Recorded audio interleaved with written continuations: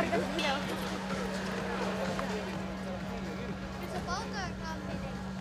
Ma ei taha. Kui korv kuuda läheb, siis ma näen. Vaatame kamera. Järgmine ekipaaž siis lavale tulemas ning selleks siis Martin Kangur ja Andres Ots, auto number 6 ning nendele siis kuulub auto 24 Rally Estonia R4 klassi teine koht.